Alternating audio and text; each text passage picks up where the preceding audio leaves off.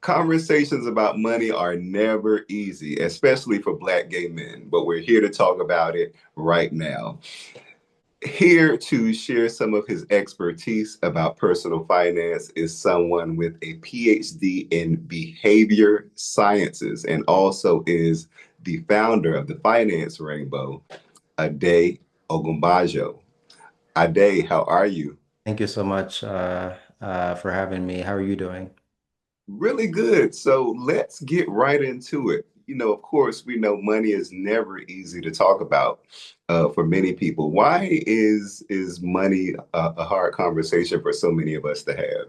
I think money and emotions are intricately linked. So when you think about, um, especially living in the US, where it seems like there's folks, a small percentage of folks, about the 1% who have a bulk of the wealth in the country, and a large majority of folks not having, it can be an emotional topic, sensitive topic for folks to talk about. And I think people ascribe value to money and they ascribe certain types of personal responsibility to folks who might not have money. So for folks who may earn less or may not feel like they're up to par with their peers, for example, sort of comparing, that could be something that they feel like is a personal or individual shortcoming. So they might not want to talk about it. When you say a shortcoming, what do you mean by a shortcoming? We know that there's just income disparities when we look at on the basis of race, gender. We know we've talked about income disparity, particularly with gender wage gap, which looks like it's actually going up and has gone up even more recently with folks not being able to work from home. But among queer folks, there is still an income gap where Black LGBT folks are actually less likely to make more likely to make less than their heterosexual counterparts.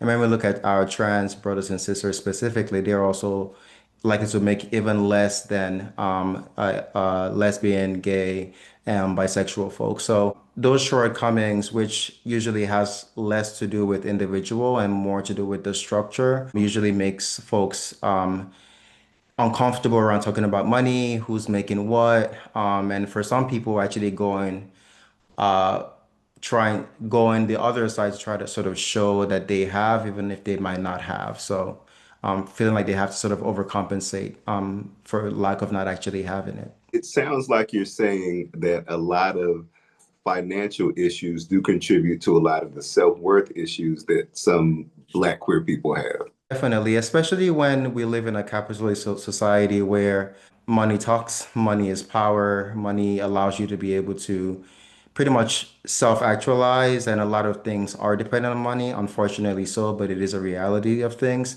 And for a lot of folks, not being able to have enough just to be able to live comfortably can be a very sensitive and a very like actual life determining factor. Let's get right into the myths of finance. So when we think about gay men in particular, and in our case, Black gay men, there are two different things happening. On one hand, we talk about those who don't make so much money. And then on the other hand, there are those who have plenty of disposable income because, they've got degrees and they have really good jobs. So where do we find the balance in there? I think obviously with any subgroup of the population, there's always going to be those who have, and there's always going to be those who don't have. When we look just as a whole, sort of as a community, so Black gay men, the and I'm a scientist by training. I love statistics. I love numbers. So overall, we do find that we're more likely to make less than our heterosexual counterparts. And then for looking at how much we do make, or when we have that money working for us, we're also less likely to have investment accounts. We're less likely to own homes. We're less likely to have retirement accounts. We're less likely to sort of have even bank accounts. So I think there's this idea that gay men sort of have it together, and a lot of us do have it together. But just looking at the community as a whole, there are gaps in our ability to self-actualize and to build a future. Um, in being able to like have money stashed away or have money being invested that might help us live the lives that we want to live, especially in a society that is set on making sure that we don't have comfort and that we don't have a safe haven to be able to go back to. This makes me curious now because you just brought up two really interesting points. One of those is being in a system where a lot of us are challenged from progressing financially. There's one, and then also being less likely to have, retirement accounts and investment accounts and those sorts of things. Why are we less likely to have, retirement accounts and investment accounts? And can you kind of expound, I think that's the right word, on ways that we're challenged around, progressing financially? No, yeah, expound. Yeah, expound. Expound. You're right. I think it's not just any one thing. I think, as you know, looking at things from an intersectional lens, we do exist um within our blackness and our queerness. And then when you bring those two things together, we still experience the vestiges of slavery, redlining, and just the things that come with living as Black people in the US, which means, having historically having had less access to wealth building tools in the United States, which includes things like 401k accounts and being able to live in certain neighborhoods and being able to go to certain schools. So those we're not immune to those things, but just by virtue of being Black gay men or just Black LGBT folks, more generally. So that definitely plays a huge role um in where we kind of find ourselves in today. And I think to your other question, I think there's also um talking about finances is not the sexiest thing to bring up or the sexiest topic or the most interesting topic. So I think being in a super attention depraved society where a lot of things, there's just so much going on that we kind of are, there's so much that is trying to gain our attention and keep our attention. Things like personal finances and investments and wealth building is just not a topic that a lot of folks might want to sit around and talk about, especially if you feel like you're not where you want to be or that you don't really have the lexicon or the education or the exposure to talk about those things intelligently, which is where the finance rainbow comes in to try to fill those gaps of talking about personal finance, wealth building, financial independence from a Black LGBT queer lens. How do we get more comfortable having conversations about money?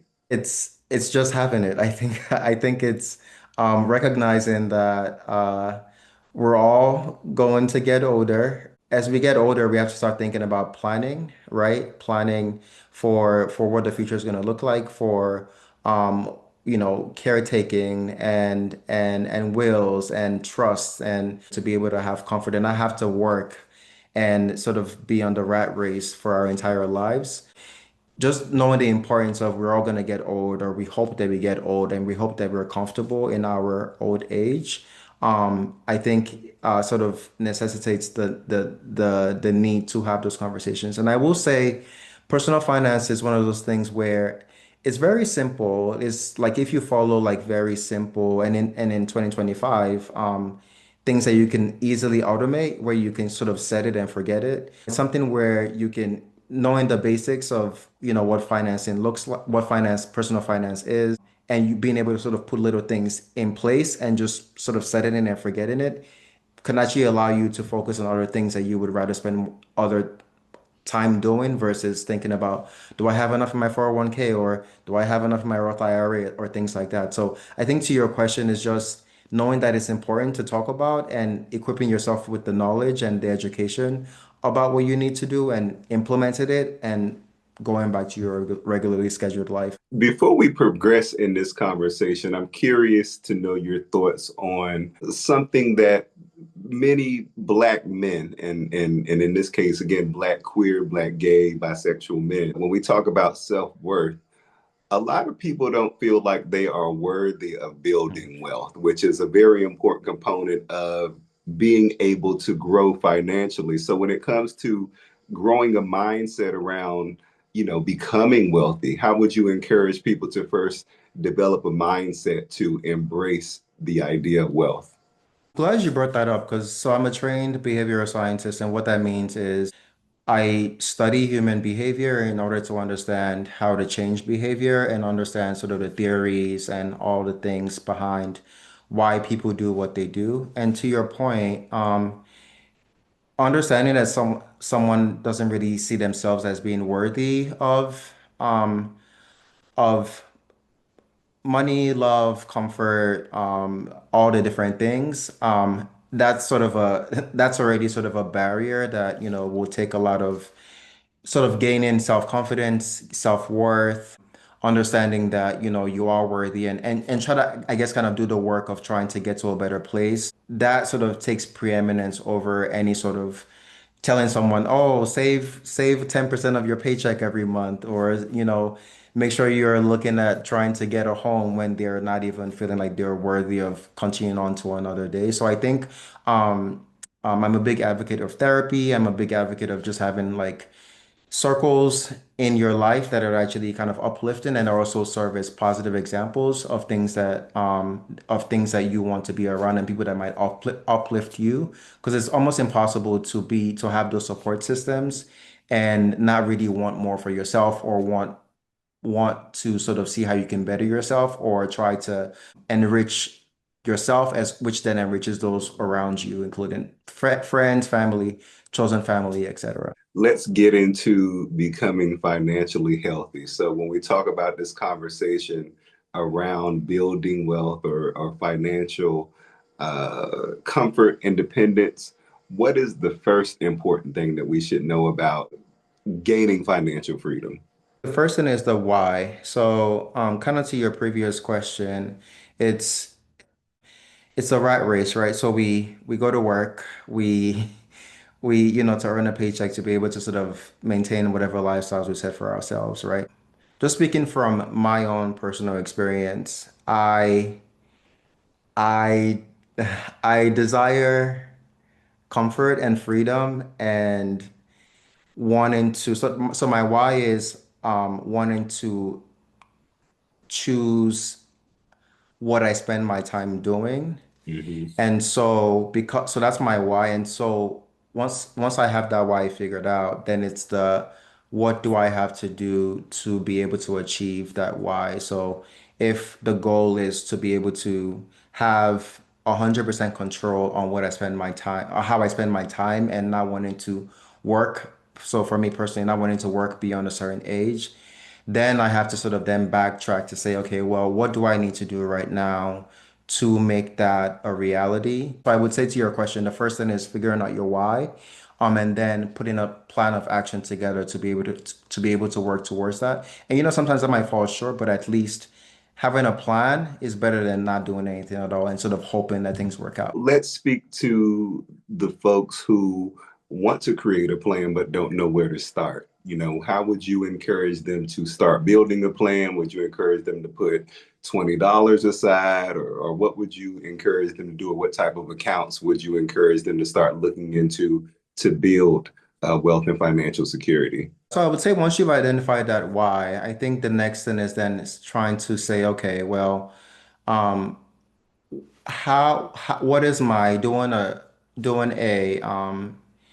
a reflection of what are my spending patterns right now. So we know how much we bring in, at least for folks who are salaried, right? Folks who are more gig workers or independent workers, and it might vary. So knowing how much you're bringing in and knowing how much you're spending, doing a sort of intense dissecting of, okay, well, it seems like I spend, they're like sort of these costs that are sort of that I need to spend every month for my basic needs.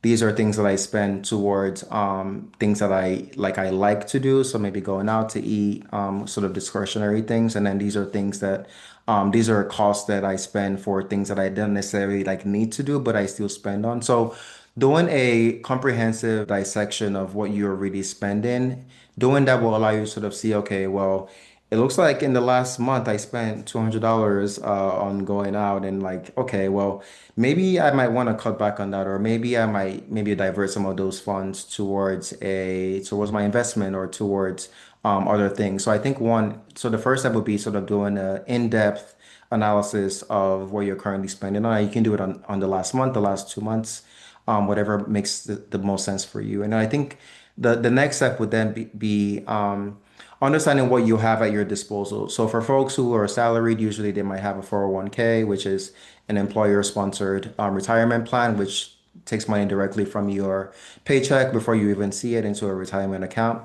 So exploring to see if your employer has that. Most employers do. So seeing, okay, well, how much can I contribute towards that? Research shows that just contributing towards that allows, or even if you start with a small amount, usually people tend to increase that amount little by little. So just starting allows you to then actually start putting something aside, and then also we find that people tend to then increase that percentage little by little every year.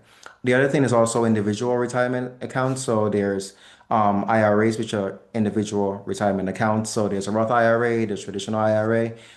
Those have limits every year. So seeing, okay, well, how much can I contribute towards that? And making an account and doing that. And then there's also a third bucket, which is just a regular investment, taxable investment account, which you can open at any broker. Fidelity is one, and Charles Schwab is another, where you can again contribute again little amounts of money towards those accounts. So those are the three major accounts. There are other things, but starting there, and if it's $100 or $50 or whatever every month, that's something. And with compounding interest, which is the idea that your money is making money for you, those buckets can really add up pretty quickly and kind of get you to the point where the money is actually making more money than you put into it in the first place. A big challenge for a lot of black men, and again, black gay men, with the vacations and the clothes and the going out and even Yes. simple living expenses, a big challenge is credit card debt. Oof. What is one way that more of us can tackle, challenges around eliminating credit card debt, even student loans? With credit cards specifically, I think knowing what you owe, what the percentages are, what your interest rate is, and knowing that you have the power to negotiate that with your credit company or the company that has issued the credit card is one thing.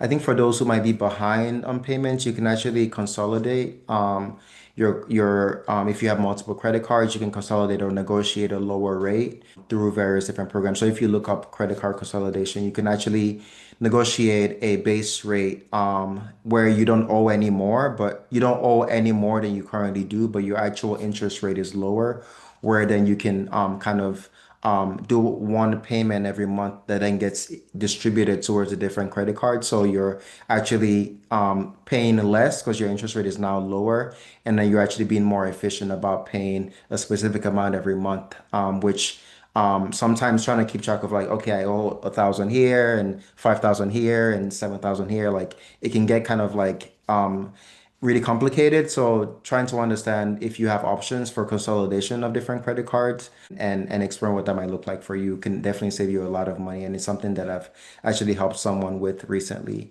As far as student loans, there's some forgiveness programs for those who might work in the public service or within different sort of government agencies or things like that. I would just say, being in constant communication with folks who you owe money to can only help you, right? So if it's that you're going to miss a payment, it's better to communicate that to them than to just sort of say, "Oh, well, I don't have it this month," and they just won't get it, and then that can then affect your credit score, which is so it's just sort of just like reinforcing circle of not being at the wheel of your own sort of financial vehicle can only hurt you. And so I think being diligent and kind of treating your finances as like a really important part of your life and knowing your numbers, knowing okay, I'm gonna be able to pay off this debt by 2027, and then at that point I will then have some money that's freed up to be able to contribute to these other things. So I think just being at the wheel and not kind of saying, well, I don't want to know because I don't want to, I don't want to deal with it, which I understand. Like sort of looking away might make you kind of feel some comfort, but actually tackling it head on is, I think, the best approach. Get a little bit more into wealth building. So, of course, there are things like liabilities and assets.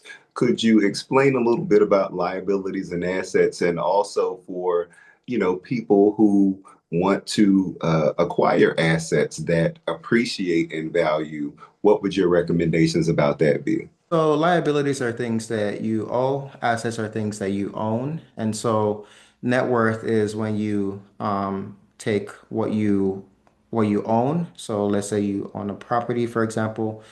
The property is worth this amount of money and you owe this amount of money to the bank. The difference is sort of your net worth. So as far as wealth building, I would say a big part of that, like I said, is just investment. So some people think saving money is investing money, and that is not the case. So just saving money in a bank or in a checking account and seeing that you have this amount of money in a checking account, unless that money is actually actively invested in something that's making you money, it's just sitting there and sort of actually losing your money, in my opinion. So, investing cash into the different accounts I just mentioned, I think is one way to build assets because then that also provides you the opportunity to be able to actually, in cases of emergencies, for example, you can actually lend yourself some money. So let's say, for example, you have an investment account that's worth $10,000, and let's say an emergency comes up that requires that you come to the table with $2,000, something like that. You can actually take out $2,000 from your investment account and not actually sell the investments. Obviously, there'll be interest on it, but you can actually lend yourself that money and pay it back at your own pace. So because the assets that you have, those holdings are actually looked as collateral, and so you're able to actually lend yourself that money.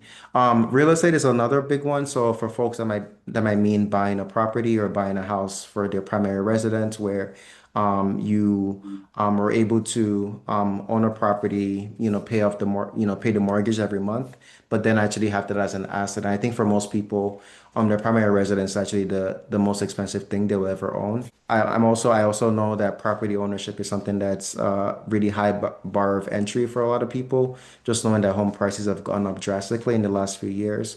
But for those who are able to sort of looking at real estate as another wealth building tool is also another option. Let's get into your journey. You are We're gonna talk about me? Oof.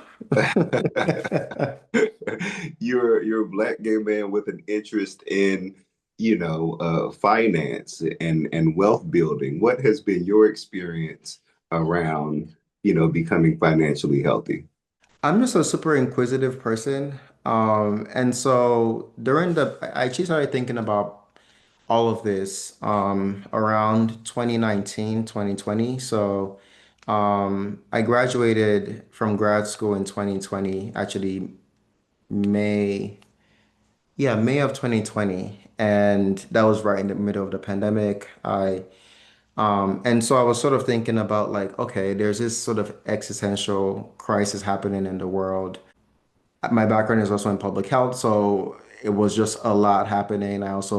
My family was also personally affected by COVID. So there was a lot of like introspection, like trying to think about like where am I trying to go and like how am I trying to get there? So I started, watching a lot of YouTube videos, like a lot of us were watching lots of different things. So some folks were, watching, I remember Tiger King, and I was looking up videos on like personal finance and like how can I retire early and like how can I not have to work for the rest of my life? Because like I said, I love what I do, but if I had the choice I would rather just relax and not really have to work. So I think for me, it was just a lot of like self-education. So watching a lot of educational videos and then reading a lot of books on personal finance and financial independence and wealth building. And I think for me as a black gay man, there's always this thought that you kind of have to not look out for yourself, but you can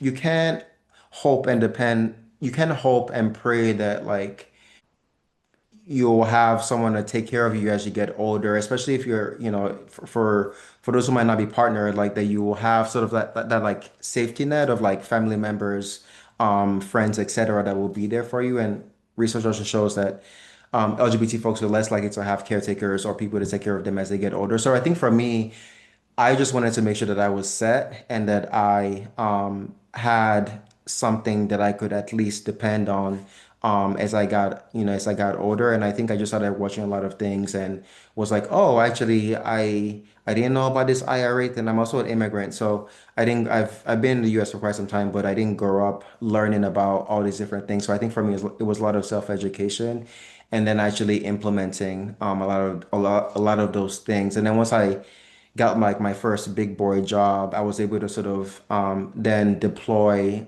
what knowledge that I had gained into putting different things in different buckets. So, through your studies, around finance and also implementing your knowledge of behavior science into finance, you founded the Finance Rainbow. Tell us a little bit about the work that you do through the Finance Rainbow and the service that you offer to the community through the Finance Rainbow. Thank you so much, Samson. So the Finance Rainbow is a educational and informational platform that I started earlier this year. So follow us on the Finance Rainbow on Instagram, and there's also the financerainbow.com, which is the website that has a blog as well.